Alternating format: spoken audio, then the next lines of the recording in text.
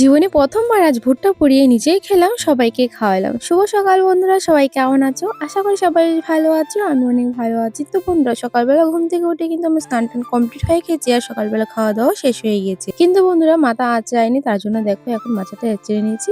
তারপর ওই যে দেখো তিনবার জামা কাপড়গুলো ধোয়ার জন্য চলে গিয়েছি। যেহেতু এখন খাওয়া দাওয়া শেষ, তো তিনবার জামা কাপড়গুলো ধুয়ে দিচ্ছি। এই যে দেখো বাংলা সাবান লাগিয়ে আর কি এক সাইডে রেখে দিচ্ছি। আর ওই যে দেখো আমি স্নান করে চলে গিয়েছিলাম, তো আমার জামা কাপড়গুলো সার্ফের জলে ভিজিয়ে রেখেছিলাম, তো ওগুলো এখন আর কি আমি ধুয়ে দিচ্ছি। তো দেখো আমার জামা কাপড় এদিকে ধুয়ে নিয়েছি। আর এই যে দেখো 3 মাস জামা কাপড়গুলো একটু ঘষে ঘষে ভালো করে আর কি 3 মাস জামা কাপড়গুলো এখন ধুয়ে দিচ্ছি। তো দেখো এদিকে তোমাদের সাথে কথা বলতে বলতে আমার জামা কাপড় ধোয়া শেষ হয়ে গিয়েছে। তো এখন আমি চলে যাচ্ছি রোদে ধোয়ার জন্য। আর এত পরিমাণে রোদ উঠছে বন্ধুরা, কি বলবো। তো দুদিন রোদ আর দুদিন বৃষ্টি এরকম করেই কিন্তু এখন চলছে সময়টা। যাই হোক, এদিকে দেখো 3 মাস জামা কাপড়গুলো আমি ঝটপট করে রোদে দিয়ে দিচ্ছি। আর এদিকে দেখো 3 মাস জামা কাপড়গুলো বন্ধুরা অনেকগুলো, এই যে ছোট ছোট কাপড়, এগুলো ধোয়ার জন্য কিন্তু অনেকটা সময় লাগে। তো যাই হোক, এদিকে দেখো 3 মাস জামা কাপড়গুলো রোদে দিয়ে এখন চলে আসছে আমার জামা কাপড়গুলো রোদে দেওয়ার জন্য। আর এখানে রয়েছে দুটো 3 মাস জামা কাপড়, তো ওগুলো আমি রোদে দিয়ে দিচ্ছি। তো 3 মাস জামা কাপড় রোদে দিয়ে তারপর এই যে দেখো আমি শাড়িটা মেলে দিচ্ছি। আমার শাড়িটা তো বেশিক্ষণ রোদে দিতে হবে না, কারণ এত পরিমাণে রোদ উঠছে, একটু সময় রোদে দিলে কিন্তু শুকিয়ে যাবে। তারপর চলে এসেছি আমি জামা কাপড় রোদে দিয়ে নিচের বাড়িতে। জল তৃষ্ণা পেয়েছে বন্ধুরা, তার জন্য একটু জল খেয়ে নিয়েছি। তারপর এখন তোমাদের সাথে মেইন জিনিসটা শেয়ার করব। তো দেখো বন্ধুরা, আমার হাতে হলো ভুট্টা, একদম মানে খোসার সহিত ভুট্টাটা। তো দেখো এটা আমার হচ্ছে কাকাতো ভাই এনে দিয়েছে। তো আমি যখন ভুট্টাটা নিয়েছিলাম প্রথম হাতে, তখন ভাবছিলাম যে এটা সিদ্ধ করা না, কিন্তু এখন যখন মানে খোসাটা ছাড়াচ্ছি তখন বুঝে গিয়েছি যে না, ভুট্টাটা হচ্ছে সিদ্ধ করা। যাই হোক, ভুট্টাটা সিদ্ধ করতে লাগবে না। এই যে দেখো আমি খোসাটা সুন্দর করে ছাড়িয়ে নিচ্ছি ভুট্টার। তো এখন খোসাটাকে ফেলে দিয়ে আসবো।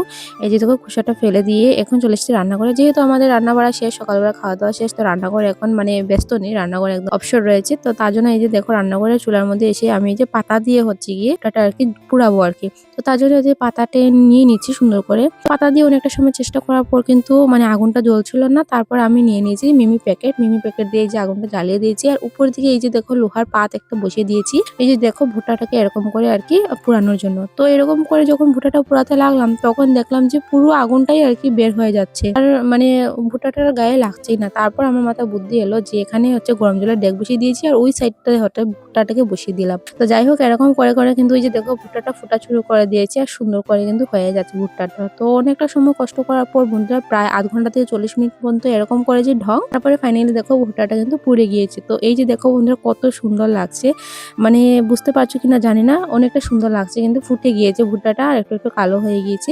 তো যাই হোক, এখন ভুট্টাটা কিন্তু ঠান্ডা হয়ে গিয়েছে। তো এখন হচ্ছে ভুট্টাটাকে আর কি আমি একদম স্পেশাল ভাবে খাওয়ার জন্য রেডি করব। তো বন্ধুরা, আমি কিন্তু এরকম পুড়িয়ে কখনো ভুট্টা খাইনি, আর বাড়িতে এটা তো আমার মানে প্রথম, জীবনের প্রথম আমি এরকম করবো আজ। তো দেখো ভুট্টাটা পুরানো হয়ে গিয়েছে। তো এখন আমি চলে গিয়েছিলাম আর কি গাছের মধ্যে লেবু আনতে। তো দেখো লেবু হচ্ছে অনেকটা ছোট, এটা দিয়ে হবে না, এটা আমি করতে চাইছিলাম। তো দেখো আমি লেবু পাতা নিয়ে চলে এসেছি।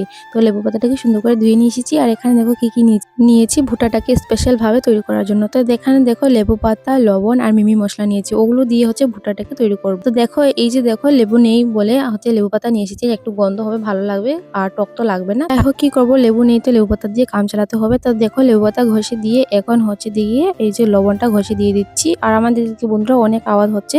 তো যাই হোক, তারপর এই যে দেখো মিমি মশলা উপর দিকে ছড়িয়ে দিয়েছি, আর রেডি হয়ে গিয়েছে আমার ভুট্টা রেসিপি। তো তোমাদের কাছে কেমন লাগলো রেসিপি অবশ্যই কমেন্টে জানিও। তো আমি একটুখানি খেয়েছি, তারপর বুদিভাই একটুখানি খেয়েছে। তারপর কিন্তু বন্ধুরা ভুট্টাটাকে আমি 4 ভাগ করে নিয়েছি। বুদিভাই এক টুকরো নিয়েছে, মা এক টুকরো নিয়েছে, তোমার দাদাভাই এক টুকরো নিয়েছে, আর আমি এক টুকরো নিয়েছি, যেহেতু আমরা 4 জন এখন বাড়িতে রয়েছি।